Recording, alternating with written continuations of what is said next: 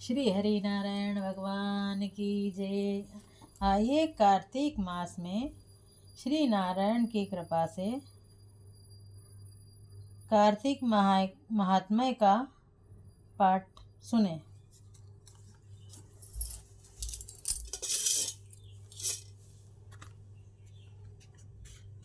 नैमिषारण्य तीर्थ में श्री सूत महाराज 88,000 शौनातिक ऋषियों के बोले, अब मैं आपके सामने कार्तिक महात्म्य की श्रेष्ठ कथा कहता हूँ, जिसे सुनकर मनुष्य सब प्रकार के पापों से छूटकर वैकुंठ को प्राप्त कर लेता है। सूत जी ने कहा, श्री कृष्ण जी से आज्ञा लेकर नारद जी के चले जाने पर सत्यभामा प्रसन्न होकर श्री कृष्ण जी से बोली, हे नाथ, मेरा जीवन सफल हो गया।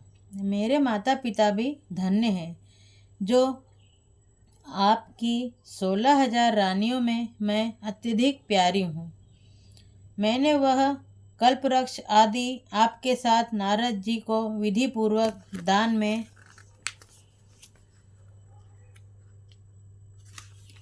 दे दिया, परंतु वही कल्पवृक्ष मेरे घर में सदा लहराया करता है, जिसकी बात को मृत्युलोक में कोई भी स्त्री नहीं जानती। हे स्वामी, अब मैं आपसे पूछना चाहती हूँ, सो विस्तार पूर्वक कहिए, जिसे सुनकर मैं अपने हित कार्य करूँ, जिसके करने से कल्प पर्यंत भी आप मुझसे विमुख न हो।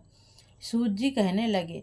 सत्यभामा के ऐसे वचनों को सुनकर श्री कृष्ण जी हंसते हुए सत्यभामा की बाह पकड़कर कल्पवृक्ष के नीचे गए और बोले, हे प्रिय, 16,000 स्त्रियों में से मुझे तुम प्राणों के समान प्यारी हो।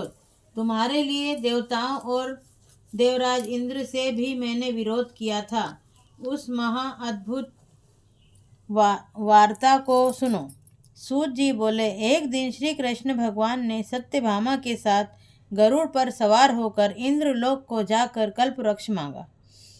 तब इंद्र ने के न देने पर गरुड़ का इंद्र से घोर युद्ध हुआ था। हे प्रिय, जब मैं तुम्हें हर चीज दे सकता हूँ, हर एक कार्य पूरा कर सकता हूँ, तो क्या तुम्हारे आश्चर्यजनक प्रश्न का उत्तर न दूंगा?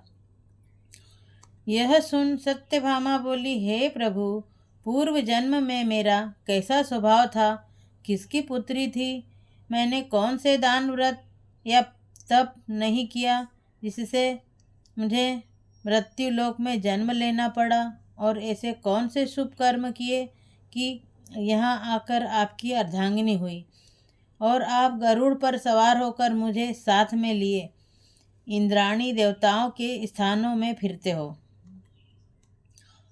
तब भगवान बोले, हे कांते, तुम पूर्व जन्म में किसकी पुत्री थी, कौन से पुण्य और व्रत आदि तथा शुभ कार्य तुमने किए थे, वह सब कहता हूँ। पूर्व समय में सतयुग के अंत में मायापुरी में अत्रि गोत्र में वेदों में और यज्ञों का जानने वाला देव शर्मा नामक का ब्राह्मण रहता था। वह रोज अतिथियों की सेवा, हवन और सूर्य भगवान की पूजा किया करता था। इसलिए सूर्य की तरह तेजस्वी था। उस ब्राह्मण के बुढ़ापे में एक गुणवती नाम की कन्या हुई, जिसका विवाह उस पुत्रहीन ब्राह्मण ने अपने चंद्र नाम के शिष्य के साथ कर दिया, और वे दोनों पिता पुत्र की तरह रहने लगे। एक समय वे दोनों कुशा और समिधा लेने के लिए वन में हिमालय की तलहटी में पहुँचे, तो उन्होंने एक राक्षस को अपनी तरफ आते देखा, जिसके भय से उनके शरीर शिथिल हो गए और उनमें भागने की शक्ति भी नहीं रही। तब राक्षस ने दोनों को मार डाला। उनके धर्मात्मा होने के कारण मेरे पार्षद उनको वैकुंठ में ले गए, क्योंकि उन्होंने आजीवन सूर्य की पूजा की थी। इसलिए मैं दोनों पर अति प्रसन्न हुआ। जब वे दोनों विमान पर चढ़े हुए सूर्य के समान तेजस्वी रूपवान चंदन और माला धारण किए हुए वैकुंठ में आए, तब मेरे पास दिव्य भोगों के भोगने लगे। श्री विष्णु नारायण भगवान की जय। श्रीमन नारायण नारायण हरि हरि बोलो। नारायण नारायण हरि हरि। श्रीमन नारायण नारायण हरि हरि।